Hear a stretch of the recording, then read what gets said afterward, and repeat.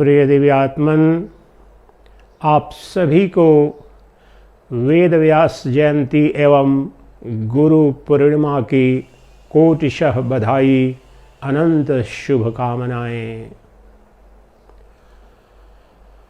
आध्यात्मिक पंचांग का और सनातन धर्म का गहरे अर्थों में ये सबसे महत्वपूर्ण दिवस है, तिथि है, शुभ मुहूर्त है, क्योंकि ये जिस परंपरा का ब्रह्म विद्या, आत्मविद्या, पराविद्या के निमित्त जो वेद व्यास ऋषि हैं और उनसे जो निःसृत हुआ और जो श्रीमन नारायण से लेकर आज तक जो ब्रह्म विद्या है वह निःसृत हुई है, उसके प्रतीक के रूप में जो गुरु परंपरा है और उन्हें प्रतीक के रूप में वेद व्यास की जयंती को लेकर यह गुरु पूर्णिमा मनाई जाती है। समस्त गुरुओं को ये समर्पित है। किसके गुरु? ब्रह्म विद्या के, आत्म साक्षात्कार के, पराविद्या के। क्यों ये क्यों श्रेष्ठ है? क्योंकि आत्मविद आपनोति परम, ब्रह्मविद आपनोति परम। यह विद्या, यह ज्ञान जो वेदांत वेद्य उपनिषद वर्णित ज्ञान है, इस ज्ञान की प्राप्ति से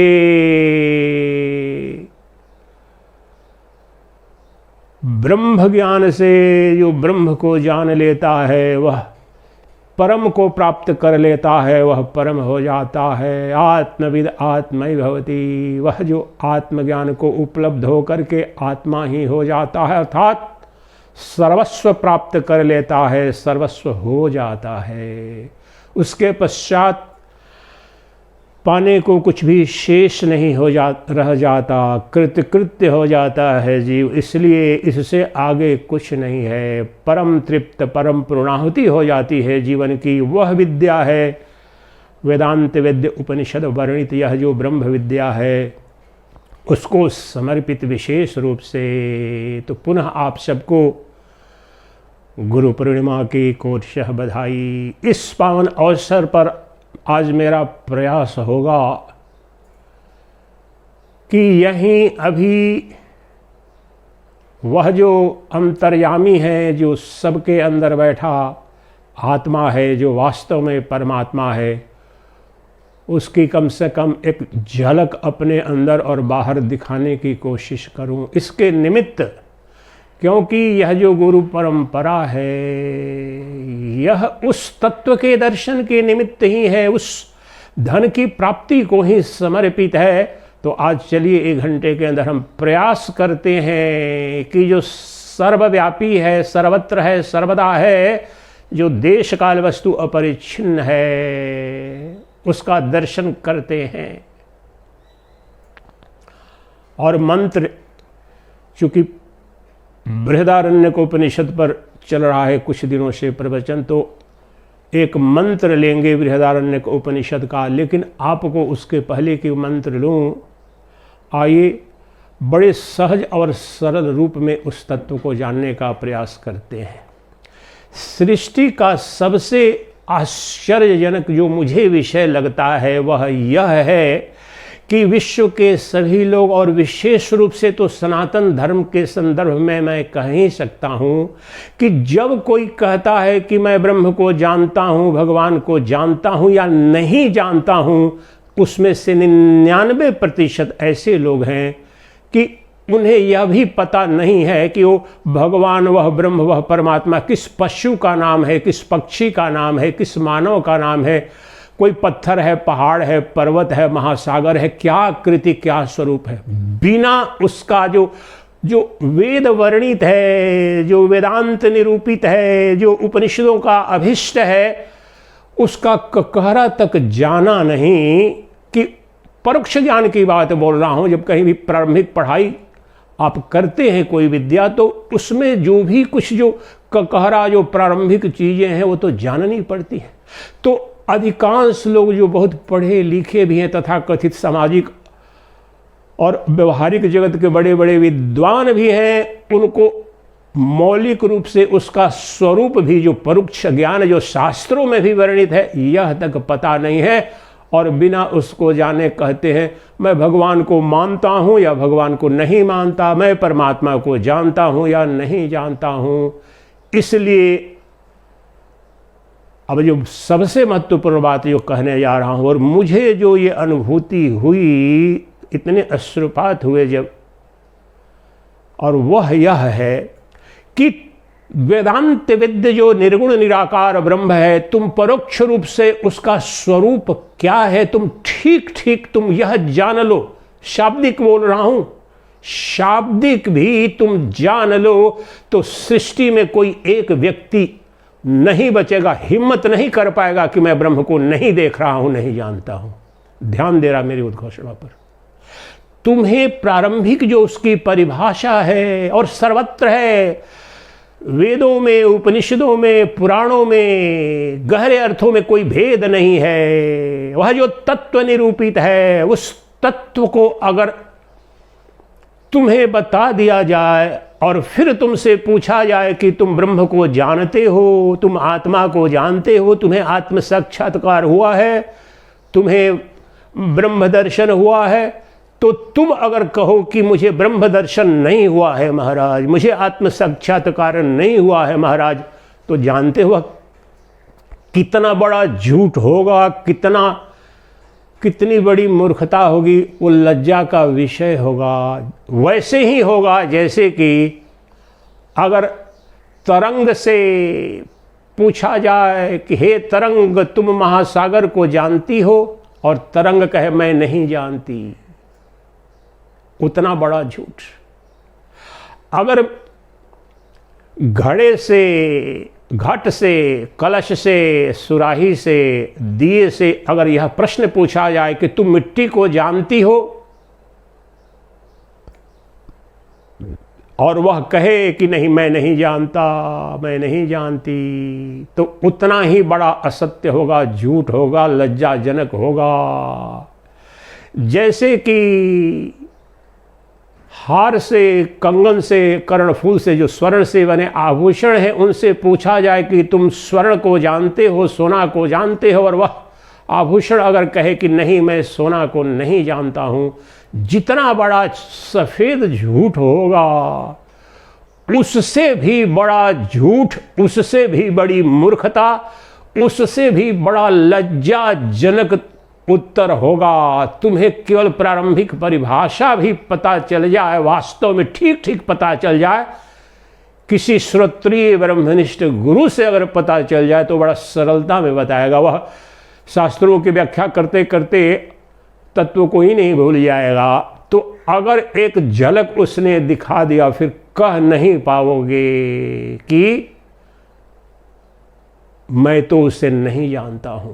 क्योंकि जैसे उदाहरण मैंने दिया, आप समझिए उसका, महासागर की तरंग कहे कि मैं महासागर की जल राशि को नहीं जानती। अगर घड़े, कलश, सुराही, दिया कहे कि मैं मिट्टी को, जो उनका अधिष्ठान है, उनका स्रोत है, जिसका कारण है,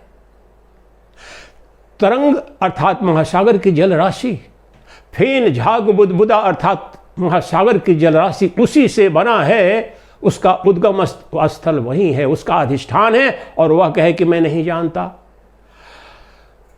मिट्टी से बने जितने भी पात्र हैं, अगर वे कहें कि अगर मिट्टी को मैं नहीं जानता हूं, तो अपने स्रोत को, अपने अधिष्ठान को और अपनी आत्मा को नहीं जानना, फिर तो हुआ। अगर स्वर्ण से बने जितने आभूषण हैं, वे कहें कि नहीं मैं सोना को नहीं जानता, तो उतनी बड़ी मूर्खता। अपने कारण को नहीं जानते, अपनी आत्मा को नहीं जानते, जो अभी भी जिससे तुम निकले हो, जिस रूप में तुम हो और जिसमें विलीन हो जाओगे, कभी भी स्वर्ण से बने आभूषण स्वर्ण से अलग हुए ही नहीं। तरंग, फेन, बुलबुला कभी भी महासागर की जलराशि से क्षण भर के लिए अलग हुए क्या? कभी भी मिट्टी से बने जितने भी पात्र कभी भी भिन्न बाहर तो हुए नहीं उससे, अपने मूल कारण से, लेकिन अज्ञान के कारण कहते हैं मैं नहीं जानता। जीव की यही स्थिति है। विशेष रूप से जो सनातन धर्मी हैं उन्हें तो बिल्कुल अगर प्रारंभिक परिभाषा का भी पता चल जाए, जो वेदांत विद्या निर्गुण निराकार ब्रह्म है उसका स्वरूप क्या है, उसकी परिभाषा क्या है, चाहे उपनिषदों में, भगवद गीता में, ब्रह्म सूत्र में और अनंत प्रकरण ग्रंथ हैं हजारों शंकराचार्य महाभाग के और अन्य अद्वैत वेदांत के जो ग्रंथ हैं उनमें तो बड़ी अस्पष्ट परिभाषा है और वो नित्य उपलब्ध है, नित्य नग्न दिख रहा है। और इसका नमूना अब पेश करने जा रहा हूं। बाद में श्लोक लूंगा, उस बड़े वाक्य में भूल जाऊं। आज जो श्लोक मंत्र लेंगे वो बृहदारण्यक उपनिषद का एक मंत्र होगा, थोड़ा बड़ा सा मंत्र है, लेकिन उस मंत्र को औपचारिक रूप से लो। तृतीय अध्याय 7वां ब्राह्मण का अंतिम मंत्र है, 23वां मंत्र है, लेकिन उसका इसेंस लेते हैं। हमारा लक्ष्य क्या है? शास्त्र को समझना हमारा लक्ष्य नहीं है।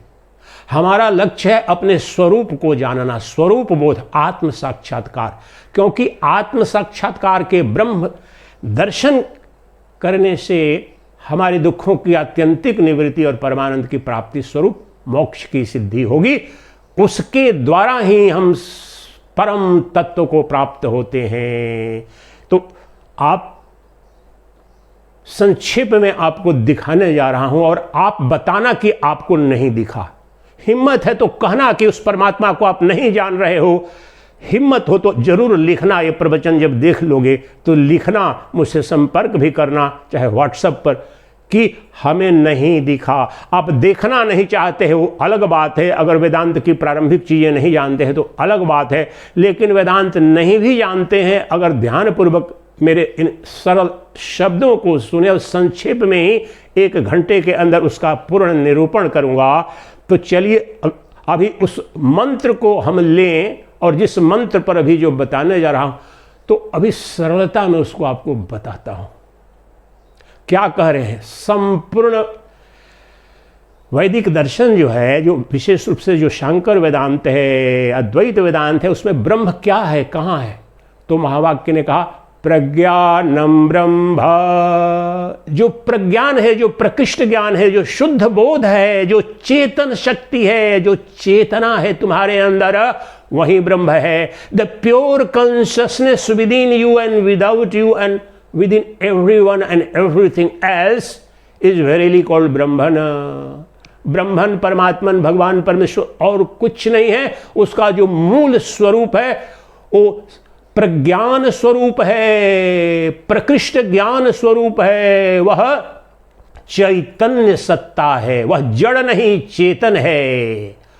वह शुद्ध बोध, ये शब्द अलग अलग बोल रहा हूं, तत्व एक है। चित्ती शक्ति उसे बोलते हैं, वही चेतना है, वही प्रज्ञान सत्ता है, उसे ही क्षेत्रज्ञ कहते हैं। और इन सब का अर्थ एक है, जानने। चित्ती शक्ति, चेतना, शुद्ध बोध, प्रज्ञान, इसका सरल अर्थ है the knower, the perceiver, the experiencer. जानने वाला, अनुभव करने वाला, देखने वाला जो है वही ब्रह्म है। दिक् ब्रह्म दृश्यमायेति सर्ववेदांत निर्णय। संपूर्ण वेदांत का यह निर्णय है, निश्चय है, बीज मंत्र है। जो देखने, जानने, अनुभूति करने वाला है वही ब्रह्म है, और जो दिखने वाला है वो माया है, अर्थात उस ब्रह्म की छाया है, उसका प्रतिबिंब है, उसका आभास मात्र है। सद्वस्तु केवल वह चैतन्य सत्ता, वही ब्रह्म है। इसी को कहा शंकराचार्य महाभाग ने, ब्रह्म सत्यम जगन मिथ्या जीवो ब्रह्मैव नापरः। वह जो चैतन्य सत्ता है, that pure consciousness is the fundamental reality of the phenomenal universe.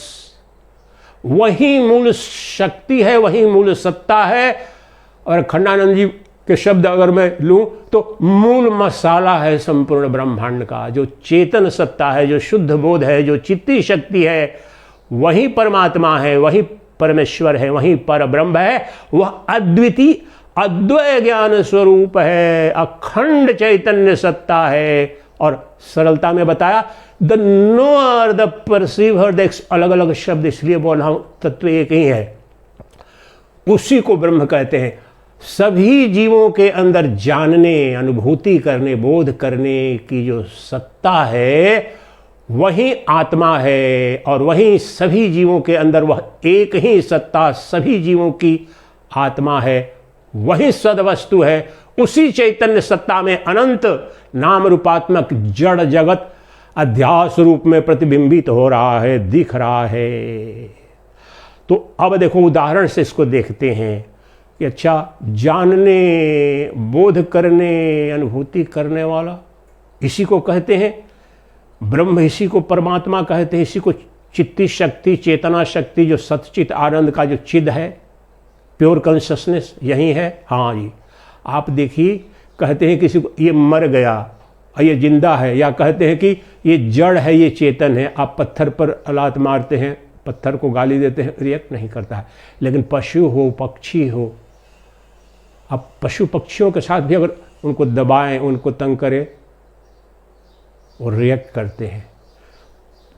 वैसे तो वह चैतन्य सत्ता ब्रह्मांड के कण कण में अंदर बाहर सर्वत्र है, लेकिन जिन्हें जीव कह रहे हैं, प्राणी कहते हैं, लिविंग बींग्स जिन्हें कहते हैं, उसमें तो परिपूर्णता में वह परमात्मा, वह जो चेतन सत्ता है, जिनके कारण आप कहते हैं ये जिंदा है, ये मर गया, that alone is called pure consciousness. जो चित्ती शक्ति है उसके द्वारा ही तो जानता है।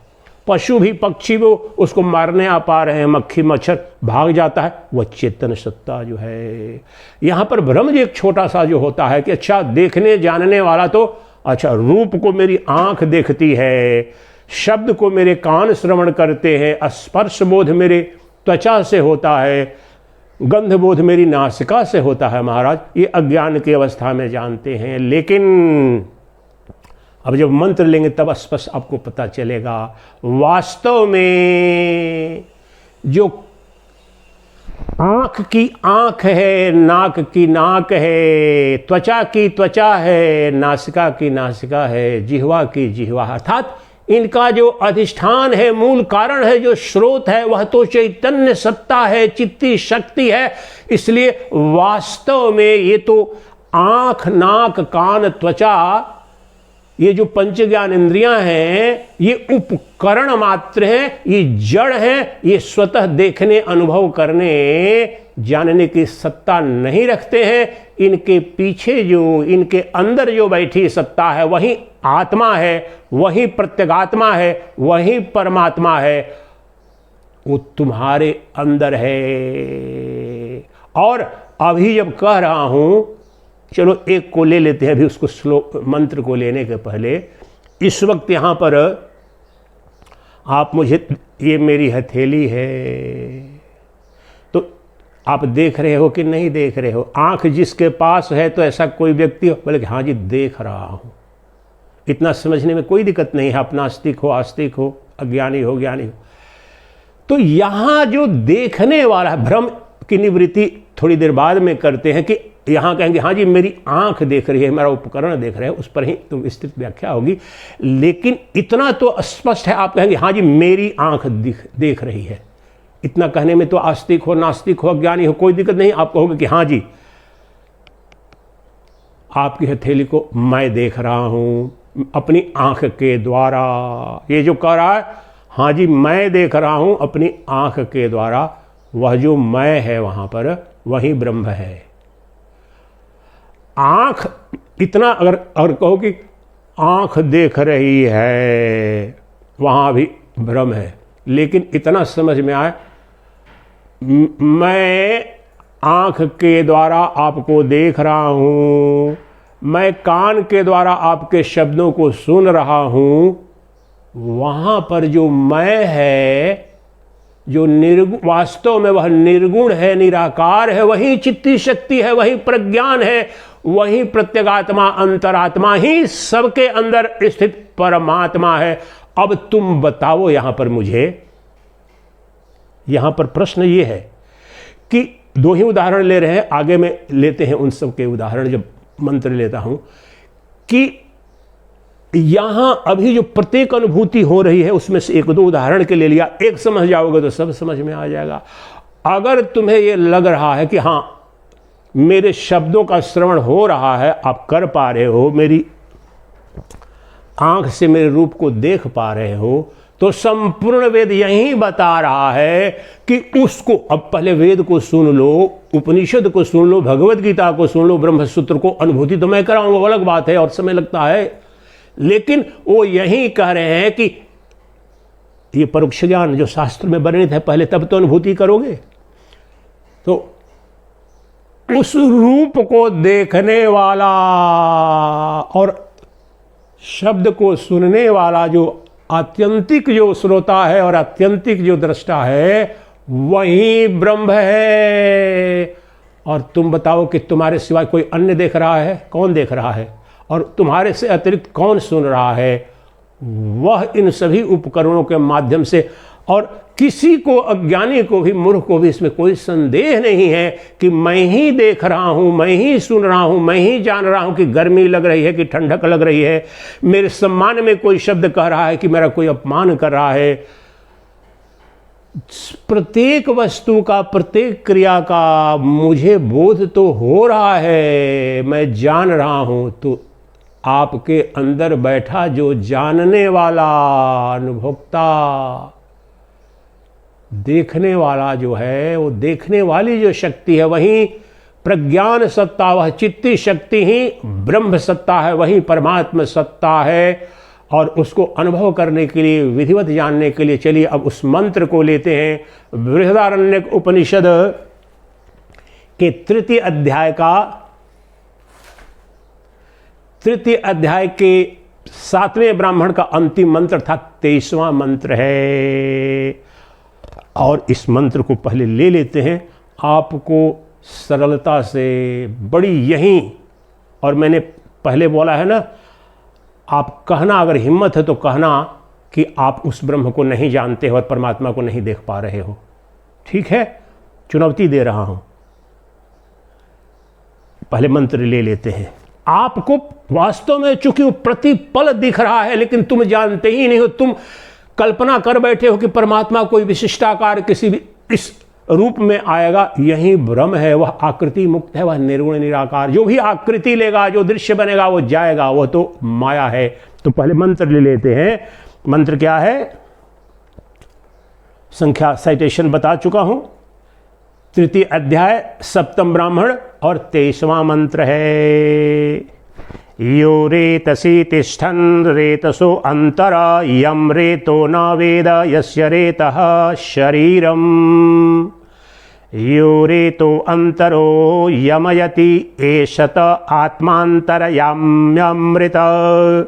अदृष्टो द्रष्टा अश्रुतः श्रोता अमतो मंता अविज्ञातो विज्ञाता। नान्योस्ति द्रष्टा नान्योस्ति मंता नान्योस्ति द्रष्टा नान्योस्ति श्रोता नान्योस्ति मंता नान्योस्ति विज्ञाता।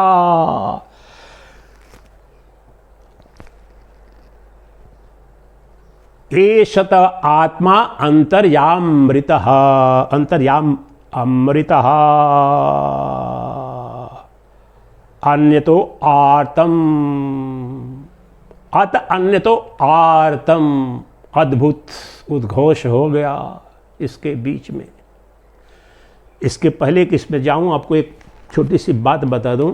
देखिए, मेरे पास 10-10 वर्षन रहते हैं। ये हिंदी की भी जो गीता प्रेस प्रकाशित है, लेकिन इसके होते हुए भी, सब जानते हुए भी, इसको मैं नहीं पढ़ता हूं और नहीं पढ़ रहा हूं। उसका कारण बताऊंगा, आप जाकर पढ़ना। उसमें बहुत जगह बिना उस दर्शन को समझे हुए इतनी त्रुटियां हैं। जैसे यहां पर जो शब्द है ना, रेतस, अब वहां पर आप देखना, रेत का संस्कृत में रेतस जो शब्द है, उसका अर्थ होता है वीर्य, सीमेन, जिससे सृष्टि होती है, संतानोत्पत्ति, जो सत्ता ऊर्जा है।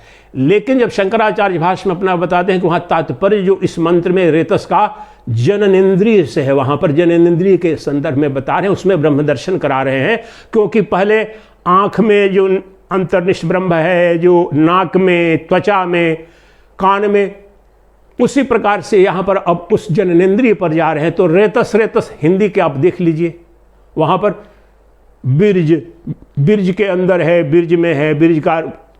इसलिए दर्शन का बड़ा, जब तक ये ट्रांसलेशन, इसलिए मेरी 99% जो मेरा अध्ययन है, ऐसा नहीं, हिंदी मेरी भाषा है, मैं तो जानता हूँ, लेकिन पढ़ना मुझे अंग्रेजी में पड़ता है। तो ये जो अद्वैता प्रकाशन से जो प्रकाशित माधवानंद जी का है या निखिलानंद जी का या और भी है वहाँ, उसमें दर्शन को जानते हुए अधिकांशतः रिगरस, ऐसे नहीं किसी को दे दिया और करा लिया जो कि दर्शन समझ नहीं पा रहे हैं। तो अब अर्थ समझे इस मंत्र को।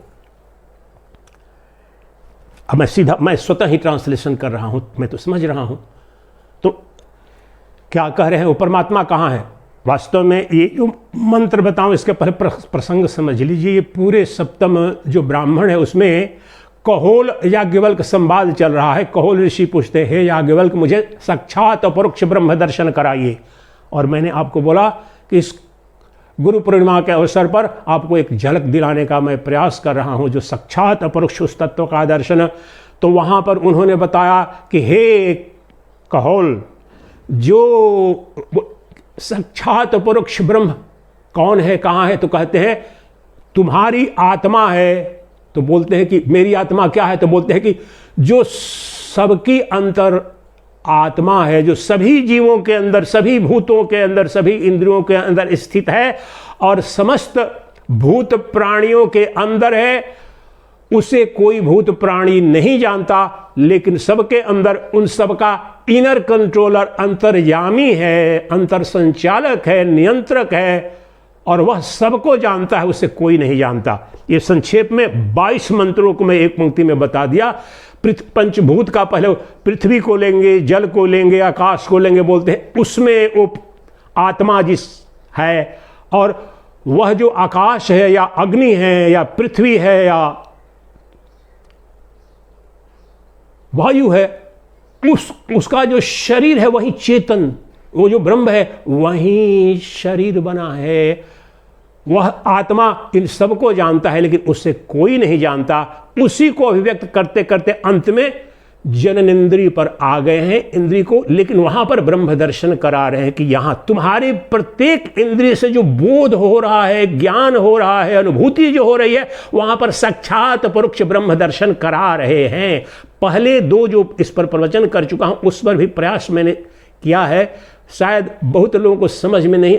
ये बृहदारण्यकोपनिषद बहुत कठिन है, इतना आसान नहीं है, इसलिए बहुत परिश्रम करके मैं सरल बनाने का प्रयास करता हूं।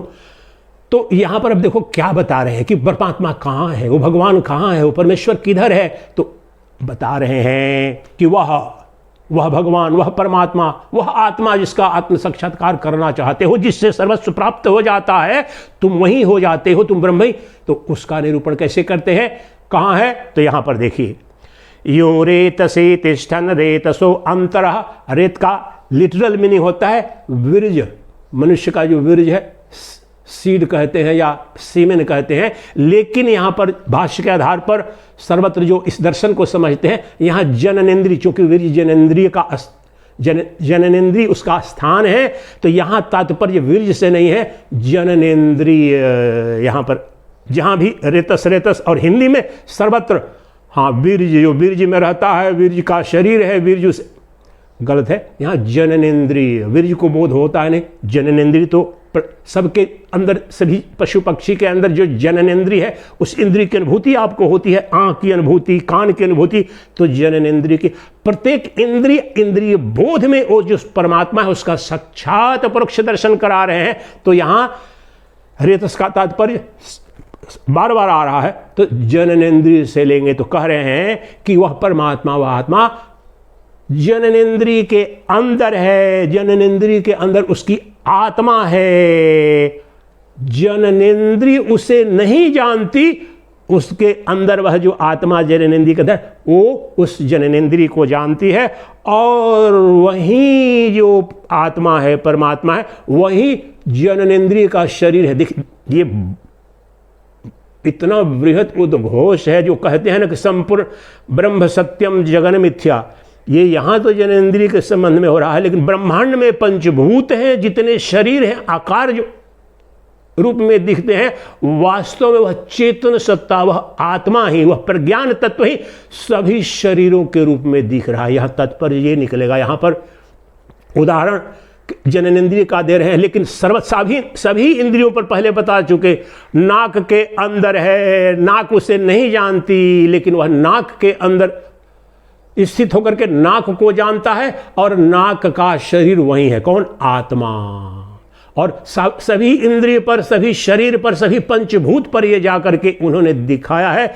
तो यहां पर जो जननेंद्रिय के अंदर स्थित है, स्थित रह करके जननेंद्रिय को जान रहा है, और जननेंद्रिय उसे नहीं जानती, क्योंकि जननेंद्रिय या सभी इंद्रिय ये सब जड़ है। उसका जो अंतर्यामी है, इनर कंट्रोलर है, अंतर नियामक है, जो संचालक है, जो शासक है, वह तो आत्मा है, जो चेतन सत्ता है, जो चित्ती शक्ति है, जो जानने, जो परिभाषा मैंने दी भगवान का स्वरूप, जानने बोध करने वाली सत्ता, चैतन्य सत्ता, प्योर कॉन्शियसनेस, एब्सोल्यूट अवेयरनेस, वह उसके अंदर है, और वही सभी जीवों के अंदर बैठा हुआ है। वह अंतरात्मा य रेतो न वेद यस्य रेतः शरीरम, जो अब रेत की परिभाषा बार बार याद रखना, यहां पर जननेंद्रिय ले लेना, जेनाइटल ऑर्गन। तो वही जननेंद्रिय का शरीर है, वास्तव में परमात्मा ही है। देखो यहां पर मैं ज्यादा नहीं बोलूंगा, लेकिन 1 मिनट के लिए बोलता हूं। यही दर्शन है 12 ज्योतिर्लिंग का। 99% जानते नहीं गए पिंडी का, लिंग का दर्शन का। वास्तव में वह ज्योतिर्लिंग है। आपको बताता हूं, लिंग क्या करता है? जननेंद्रिय सृष्टि का सृजन होता है, प्रोक्रिएटिंग ऑर्गन है। नर नारी के मिलन से सृष्टि हो रही है, संतान उत्पत्ति हो रही है, तो वो तो एक व्यक्ति के द्वारा सीमित रूप से, लेकिन और ये अज्ञान की अवस्था में, जड़ जगत में, माइक जगत में ये सृजन करने वाला वह लिंग उसका कारण है। लेकिन चैतन्य सत्ता, यहां पर देखो मूल लिंग कौन है? चित्ती शक्ति, चैतन्य सत्ता, जो बोध सत्ता है, जो शिव वहां पर जो पूजन। तो वास्तव में वहां तात्पर्य है 12 ज्योतिर्लिंग के पूजन का, यही तात्पर्य है। जो लिंगों का लिंग है, अनंत ब्रह्मांड उस चैतन्य सत्ता से उत्पन्न हुए हैं, उसमें स्थित है, उसमें विलीन हो जाते हैं। प्रज्ञानम ब्रह्म का जो अर्थ है, और उसकी पूजा 12 ज्योतिर्लिंगों के रूप में। लेकिन सारी रामायण संपन्न, सीता किसका पति, सनातन धर्म जा रहा है जहां जा रहा है, नाच गान में हम मग्न हैं। वहां स्पष्ट संदेश यही है कि वह जो लिंग है, वह वास्तव में इस जगत में वह जो लिंग दिखता है तुमको कि स्रोत है, उससे सृष्टि हो रही है, लेकिन उस लिंग का भी लिंग है, वह ज्योति स्वरूप, वह प्रज्ञान सत्ता, वही आत्मा है, वही परमात्मा है। इसलिए वह जो चैतन्य शक्ति, जो ज्योति स्वरूप है, the light of pure consciousness, the light of pure awareness, self luminous, self effulgent, self shining, जो स्वयंभू ज्योति है, वही तो शंभू है, वही तो शिव है, वही सच्चिदानंद है, वही परमात्मा है, वही नारायण है। वह बताने के लिए तुम्हें प्रतीक बताया, लेकिन तुमने प्रतीकों को पकड़ लिया, वहां पर भी पकड़ लिया, फूल चढ़ा रहे हो, माला चढ़ा रहे हो, तत्व तो कुछ हाथ नहीं लगा। तो यही यहां पर वो जो लिंग है, वह क्या शुद्ध रूप से परमात्मा है, वो शिव है, वो ब्रह्म है, उसमें है समस्त क्रिया का संचालन, अनुभूति जो करने वाला है, वो वही है, वही परमात्मा है। और वही जो चैतन्य सत्ता लिंग भी बनी है, शरीर के रूप में जो लिंग भी दिख रहा है, जो जड़ है, लिंग रूप में जो अंग दिख रहा है, वो तो जड़ है, वह परमात्मा को नहीं जानता। लेकिन दोनों बातें यहां कर रहे हैं। जो आत्मा है उसके अंदर स्थित है, वह जान रही है, वो उसे नहीं जानता। लेकिन जो उसे नहीं जानता वह क्या है? वही उसी का शरीर है। अर्थात शरीर का तात्पर्य है जड़, उसी की छाया है। तात्पर्य है ब्रह्म और ब्रह्म की माया, ब्रह्म और ब्रह्म की छाया। स्वप्न दृष्टा और स्वप्न दृश्य जो दिख रहा है, उसकी ही छाया माया के रूप में जैसे दिखती है। इसलिए इस तत्व को बताने के लिए तो यो रेतसो अंतर यमति नियमन, इनर कंट्रोलर, जो जननेंद्रिय के अंदर स्थित होकर जो आत्मा, जो परमात्मा, जो चेतन सत्ता उसका नियमन करती है। उसकी प्रत्येक गतिविधि को देखो, परमात्मा यहां पर तुम्हारी एक छोटी सी गतिविधि दिखा दो जहां परमात्मा अनुपस्थित है और उसके बिना गतिविधि घट जाए, देख लो। यह भी जो स्त्री पुरुष सहवास भी जो होता है या जो भी क्रिया वहां पर वह जो शुद्ध चैतन्य सचिदानंद घन ब्रह्म जो शिव है, जो आत्म ज्योति स्वरूप है, सभी क्रिया उसकी उपस्थिति में, उसके अधिष्ठान में घटित हो रही है, उसकी अनुपस्थिति में कुछ नहीं है। और ये कह रहे हैं वही नियंता है, वहां पर इनर कंट्रोल, अंतर्यामृत, वही तुम्हारी आत्मा है। यमति एषत आत्मा अंतर्यामृतः, एषत, यही जो आत्मा है, जो अंतर्यामी है, यही अमृत है। अमृत कौन है? परमात्मा। अमृत से तात्पर्य है जो सदवस्तु, यही तुम्हारी आत्मा। आप कहते हैं कहोल को यहां पर, एषत आत्मा अंतर्यामृत।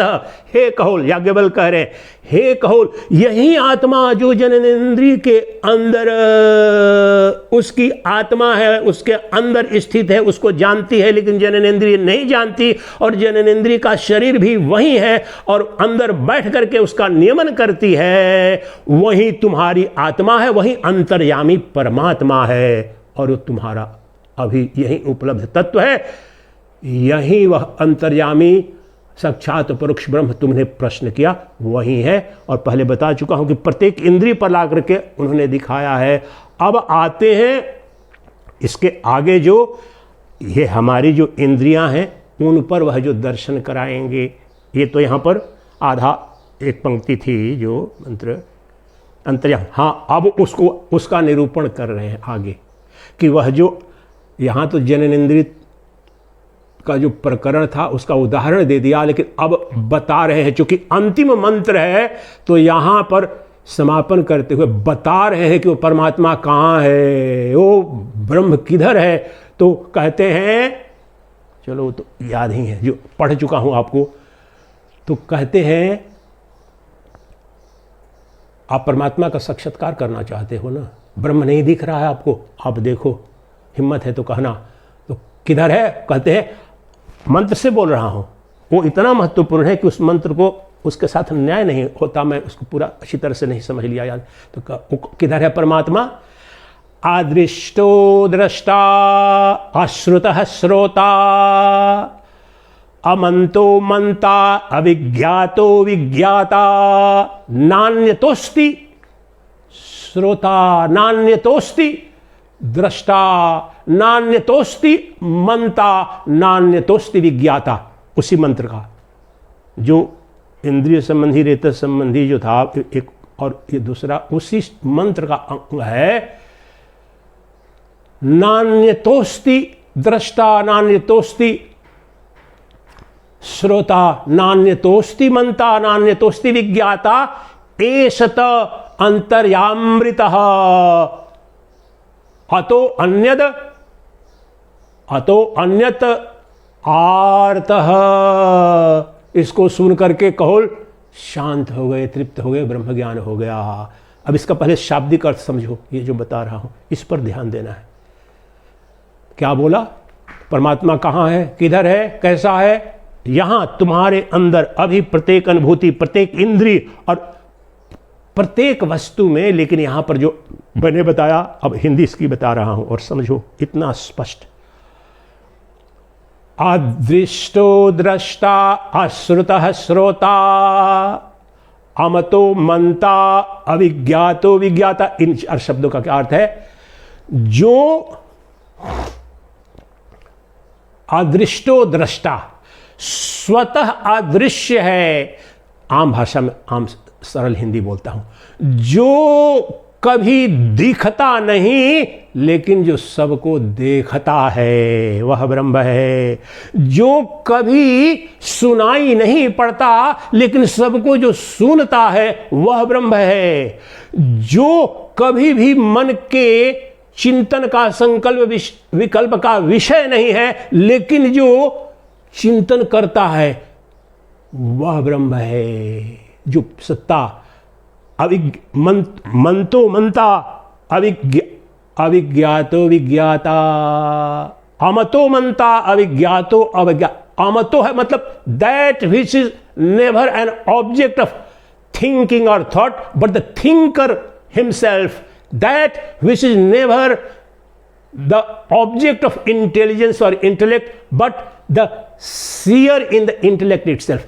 विज्ञातो अविज्ञातो विज्ञाता, स्वतः कभी भी बुद्धि के द्वारा जाना नहीं जा सकता, लेकिन जिसके द्वारा बुद्धि सब जानती है वह ब्रह्म है। ये 4 शब्द याद रखना यहां पर। अब सरल एक एक शब्द भी पर्याप्त है आपके अंदर क्रांति घटाने के लिए। फिर से रिपीट कर रहा हूं, इसलिए 100 बार बोला गया है समझने, और ये बार बार मैं बोलता हूं, लेकिन एक बार एक प्रवचन को ज़्यादा से ज़्यादा सुनते हैं लोग, भाग निकलते हैं, दूसरा प्रवचन करो महाराज ये बताओ। अरे सुनो, 2 4 5 बार तो सुनो कम से कम। तो क्या बताया सरल में कि जो इसको अंग्रेजी में भी बोल देता हूं, सिंपल है, the seer in the seeing, the hear of the hearing, the thinker of the thinking, the determiner of the intellect, जो निश्चयात्मिक बुद्धि, वो ब्रह्म है। जो दिखता नहीं है, देखने की कोशिश, किस आंख से देखने की कोशिश करते हो, मुझे बोले कि भगवान दिखता नहीं है, भगवान दिखेगा नहीं, जो दिख जाएगा वो तो माया है। तो कहां है भगवान? अभी यही है। प्रत्येक देखने की जो क्रिया घट रही है वहां पर परमात्मा का तुम्हें नग्न दर्शन हो रहा है, लेकिन तुम विपरीत दिशा में तुम मान रखे हो ज्ञान के कारण, तुम परमात्मा को दृश्य के रूप में देखना चाहते हो अपने आंख में, लेकिन वो आंख के अंदर देखने की जो शक्ति है, जानने की जो सत्ता है, वह नग्न परमात्मा वहां पर देखने। अभी यहां पर तुम्हारे कान मेरे शब्दों को जो सुन रहे हैं, वहां पर वही परमात्मा सत्ता है, वही चैतन्य सत्ता है। तुम्हारी आंखों के द्वारा जो वहां चैतन्य प्रकाश है, मुझे देख पा रहा है, वह परमात्मा है, वह अंतरात्मा है, वही अंतर्यामी है, वही ब्रह्मांड में सभी जीवों के अंतर सबका नियामक है। और यहां पर देखो, तुम्हारे कर्मों का फलदाता कहते हैं ना, ऊपर से देख रहा है, वह अंतर्यामी इस अर्थ में है कि वह तुम्हारे प्रत्येक मनसा वाचा कर्मणा जो गतिविधि है, तुम्हारी इंद्रियों गतिविधि, वो सब रजिस्टर्ड हो रही है। और जैसा कर्म, जैसा चिंतन मनन कर्म, उसका फल उसी क्षण हो रहा है। तो क्या कहते हैं मंत्र जो कहा, जो दिखता नहीं लेकिन सदा देखता है वह परमात्मा है। जो सुनाई नहीं पड़ता कान से, लेकिन कान को सुनाई नहीं पड़ता, लेकिन जिसके द्वारा कान सुनता है वह ब्रह्म है। जो मन के द्वारा जिसका चिंतन नहीं किया जा सकता, न चिंतन किया जा सकता है और न ध्यान किया जा सकता है, पर वास्तव में जो ध्यान का विषय परमात्मा हो जाए, परमात्मा नहीं, वो माया है। परमात्मा जो निर्गुण निराकार, आपको यह अटपटा लगेगा, बहुत समय लगेगा समझने में, परमात्मा की अनंत अनुकंपा से बोल रहा हूं, जिसका ध्यान किया जा सके वो ब्रह्म नहीं कुछ और है। यही तत्व कह रहे हैं कि जिसका चिंतन नहीं किया जा सके, लेकिन जो चिंतन करने वाली जो सत्ता है वह ब्रह्म है। और अविज्ञातो विज्ञाता, जिस ज्ञाता मतलब जानना, विज्ञाता मतलब अनुभूति पूर्वक वैज्ञानिक, यहीं पर अनुभूति का, तो जिसका विज्ञान यानी साक्षात बोध नहीं हो सकता, क्योंकि सबके अंदर बोधा विज्ञाता है, वह द नोअर, वह ज्ञे नहीं ज्ञाता है। बता ये रहे हैं, विषय नहीं विषयी है, दृष्टा दृश्य नहीं दृष्टा है, श्रोतेंद्रिय का विषय नहीं वह श्रोता है। और इसके साथ जो पंक्ति, नान्योस्ति दृष्टा नान्योस्ति श्रोता नान्योस्ति मंता नान्योस्ति विज्ञाता, इसके इतर, यहां पर देखो, इसके इतर यहां पर उसी को ब्रह्म कह रहे हैं कि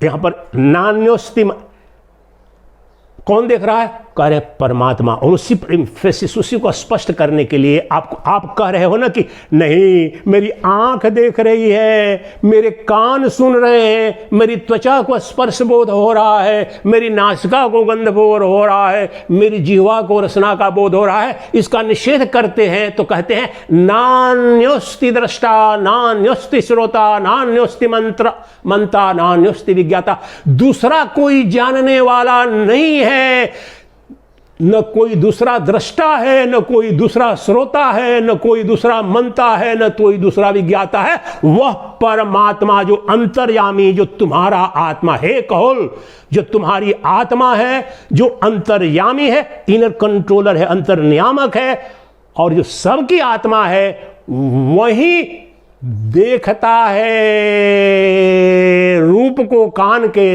के माध्यम से, कान के उपकरण से, वही श्रोता है कान के उपकरण से, वही चिंतन करता है, संकल्प विकल्प करता है मन के द्वारा, और वही निश्चय पूर्वक जानता, विज्ञान जिसे आया है नहीं, निश्चय पूर्वक अनुभव करता है, वह कोई और नहीं, वही नान्योस्ति, न अन्य अस्ति, दूसरा कोई नहीं है, वही आत्मा जिसको कह रहा हूं हे कहोल, याज्ञवल्क्य करे हे कहोल, उस एक अंतर्यामी परमात्मा जो तुम्हारी अभी आत्मा है और सभी भूतों, सभी प्राणियों के अंदर हर चेतन सत्ता के रूप में, और सबका नियमन करता है, इनर कंट्रोलर है, शासक है, उसके सिवाय जो आत्मा है, जो एक है, अद्वितीय है, पर उसके सिवाय कोई दूसरा नहीं देखता, कोई दूसरा नहीं सुनता, कोई दूसरा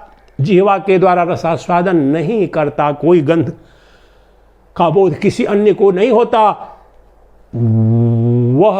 वही मन से जो चिंतन, the thinker in the thinking, the knower in knowing, सुनिश्चय पूर्वक कह करके ये कह रहे हैं और कोई नहीं है, वह जानने वाली सत्ता ही परमात्मा है।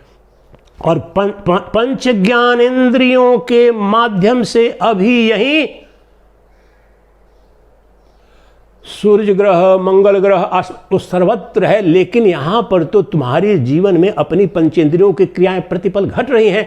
तो कहते हैं नान्योस्ति श्रोता, नान्योस्ति दृष्टा, नान्योस्ति मंता, नान्योस्ति विज्ञाता। ये कहने का तात्पर्य है सुनिश्चय, दूसरा नहीं देख रहा, दूसरा नहीं सुन रहा, दूसरा नहीं जान रहा है, दूसरा नहीं संकल्प विकल्प, वह तुम्हारी आत्मा जो सबकी आत्मा है, वही साक्षात अपरोक्ष ब्रह्म है, और वही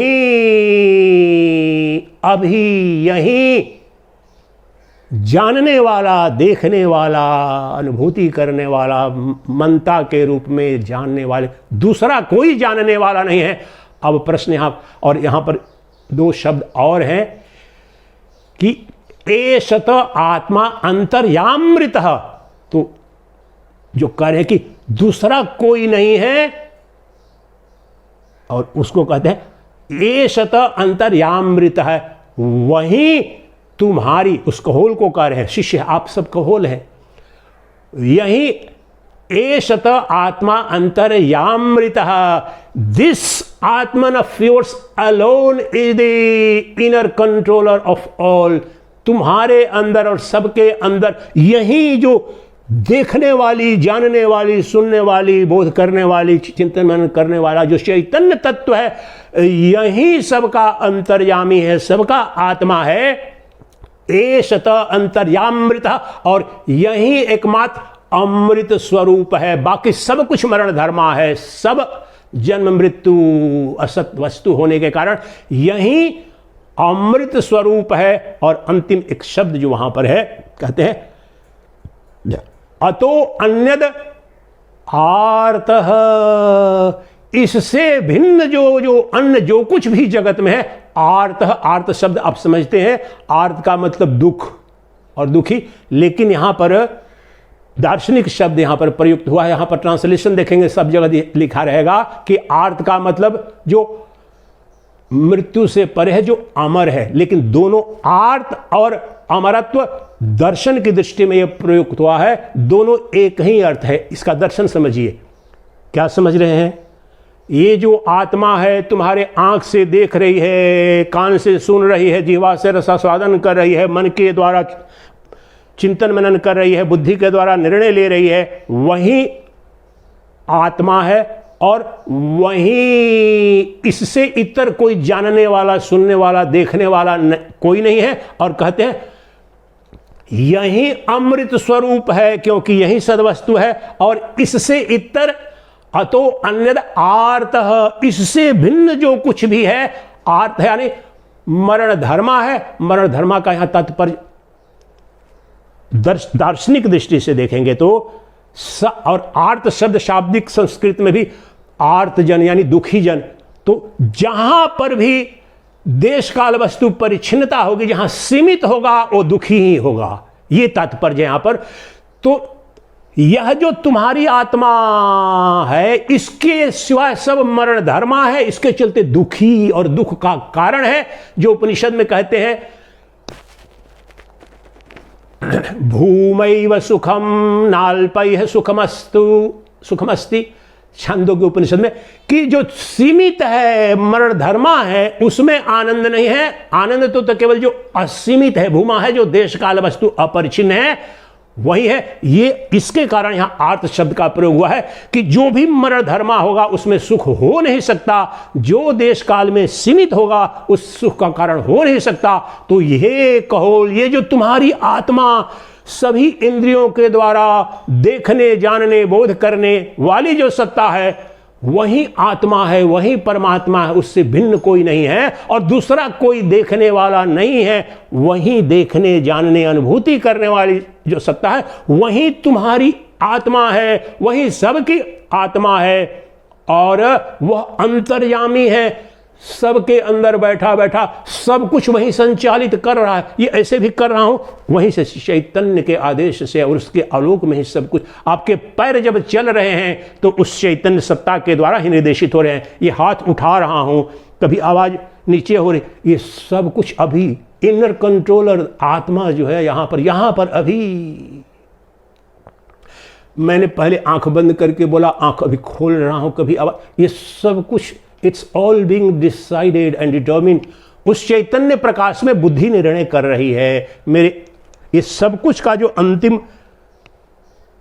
इनर कंट्रोलर जो अंदर में जो बैठा हुआ है, वह जो चैतन्य है, वह जो आत्मा है। और अब यहां पर आपसे प्रश्न पूछता हूं, हमें क्या करना था? साक्षात परोक्ष ब्रह्म दर्शन, आत्मा का दर्शन, आत्म साक्षात्कार। अब आपको जो ये बताया, अब एक दो ले लो इसमें। आंख के द्वारा जो रूप देख रहे हो और कान के द्वारा शब्द सुन रहे हो, इसको बता चुका हूं और उदाहरणों से भी। लेकिन आप यहीं पर जो एक पर लागू होगा तो सब पर लागू हो जाएगा। ये बताओ, आप कहते हो कि भगवान नहीं दिख रहा है, परमात्मा नहीं दिख रहा है।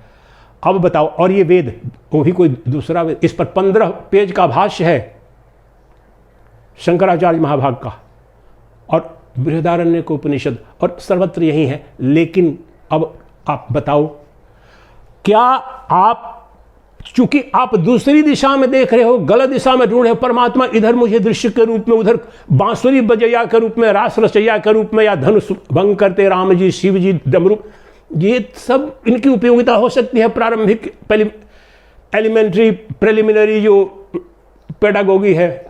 लेकिन परमात्मा का क्या स्वरूप है? वो भगवान कहां है? और तुम्हारी आत्मा कैसे नहीं दिख रही? क्योंकि तुम्हारी आंख अभी देख रही है कि नहीं मुझे देख रही है। उसके अंदर जो चैतन्य सत्ता है, जो देखने की सत्ता है, इस उपकरण, आंख के उपकरण से जो देखने वाला है, वही आत्मा है। कान, तो यही तो बोला, जो कान का कान है, आंख की आंख है, त्वचा की त्वचा है, जिह्वा की जिह्वा है। इसका तात्पर्य है कि जो कारण है, जो अधिष्ठान है, जो मूल ऊर्जा है, वही आत्मा है। अब तुम बताओ, अभी यही जो आंख से मुझे देख रहे हो, तो वो बाहर में नहीं है, तुम्हारे अपने केंद्र पर जो देखने वाला है, इस रूप को जो देख रहा है, आंख के द्वारा, मन बुद्धि के सबके द्वारा जो देख रहे हो, वहां जो देखने वाला है वो आत्मा है, वही परमात्मा है। और वह सर्वव्यापी है, वो देश काल वस्तु, उसका जन्म नहीं, उसकी मृत्यु नहीं, उसके सिवाय कोई देखने जानने वाला, यहां सुनिश्चय पूर्वक बताने के लिए ही कहा नान्यत श्रोता नान्यत मनता। उस आत्मा, उस परमात्मा, उस अंतर्यामी के सिवाय कोई देखने वाला, जानने वाला, चिंतन मनन करने वाला कोई नहीं है। वही तुम्हारी जो आत्मा है वही देख रही है, वही सुन रही है, वही स्पर्श बोध कर रही है। अब बताओ कहां जाना आपको पड़ेगा? मंगल ग्रह पर जाना है कि नासा की लेबोरेटरी में जाना है? प्रतिपल ज्ञानी हो या अज्ञानी, अपनी प्रत्येक अनुभूति में तुम्हें साक्षात परोक्ष दर्शन हो रहा है परमात्मा का।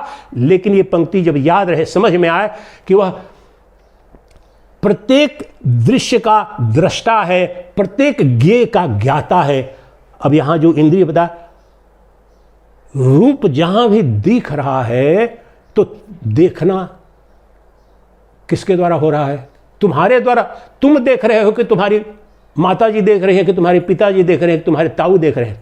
तुम देख रहे हो। और जो देखने वाला वहां है वही ब्रह्म है, वही आत्मा है, वही परमात्मा है, वही अंतर्यामी है, वह सर्वव्यापी है और वह अमृत स्वरूप है। बाकी सब दुखी है, अर्थात असत है, शरीर है, सारे के सारे माइक है। इसलिए अपनी सभी इंद्रियों, अभी व्यवहारिक प्रयोग के लिए अब इन 4-5 अपनी इंद्रियां ले लो कि जब तुम कोई रूप देखो तो रूप पर ध्यान न करके जो उस रूप को देखने वाला वह जो चैतन्य है, आंख के द्वारा जो देख रहा है वहां पर ले जाओ। वो कौन है? वो मैं हूं, वो मैं ब्रह्म स्वरूप हूं, वो निराकार है। शब्द जब सुन रहा हूं, अच्छा बुरा, प्रशंसा या निंदा, वो महत्वपूर्ण नहीं, लेकिन जो सुनाई पड़ रहा है मुझे, जो कुछ भी सुनाई पड़ रहा है वो असत है, वो माइक है विषय के रूप में, लेकिन उसका जो सुनने वाला है वो मैं हूं और वही ब्रह्म है। जो स्पर्श बोध मुझे हो रहा है, तो स्पर्श अच्छा लगे, बुरा लगे, कड़ा लगे, कोमल लगे, वो तो माया है, लेकिन उस स्पर्श बोध का जो बोधा है वह ब्रह्म है, वह आत्मा है, वह तो मैं ही हूं।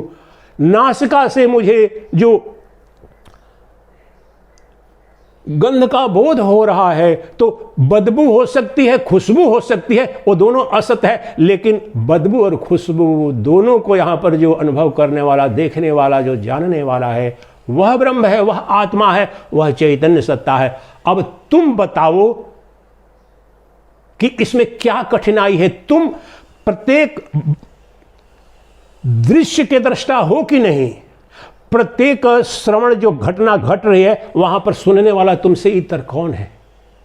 चूंकि वो निर्गुण है, निराकार है, वह पंचेंद्रियों के विषय के रूप में नहीं दिखता, इसीलिए उसको अपरोक्ष कहा जाता है, क्योंकि वह प्रत्यक्ष का भी प्रत्यक्ष है। और ये घटना तो अनवरत घट रही है, अखंड घट रही है। इसलिए वास्तव में अगर तुम केवल यात्रा को विपरीत कर दो, तुम उसे बाहर में शब्द के रूप में, दृश्य के रूप में, स्पर्श बोध के रूप में जाना है जो भी, लेकिन वो प्रत्येक दृश्य का दृष्टा, प्रत्येक विषय का विषय, प्रत्येक ज्ञेय का ज्ञाता, प्रत्येक रूप दर्शन जो हो रहा है उसमें जो देखने वाला, प्रत्येक शब्द मधुर ध्वनि हो, गाली सुन रहे हो, स्तुति सुन रहे हो, जो सुन, उसको जो सुनने वाला है वो तुम हो। वही तुम्हारी जो आत्मा है, चेतन आत्मा, वही परमात्मा है, वही परब्रह्म है, वही परमेश्वर है, वो मुक्त है, वो सर्वत्र है, सर्वस्व है।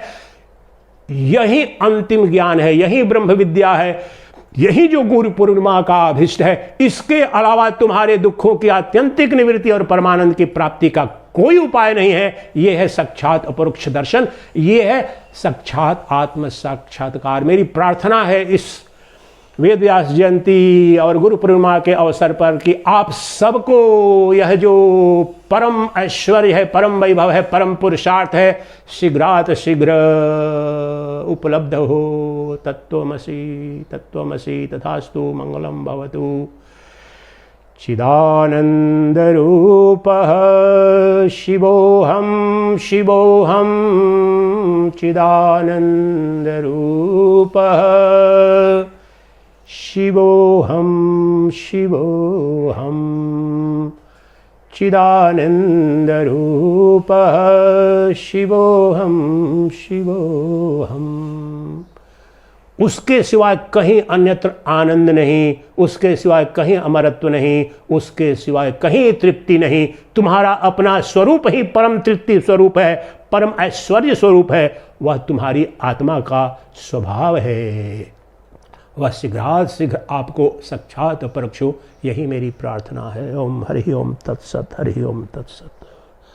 ओम गुरुर्ब्रह्मा गुरुर्विष्णु गुरुर्देवो महेश्वरः, गुरुः साक्षात् परब्रह्म, तस्मै श्री गुरवे नमः।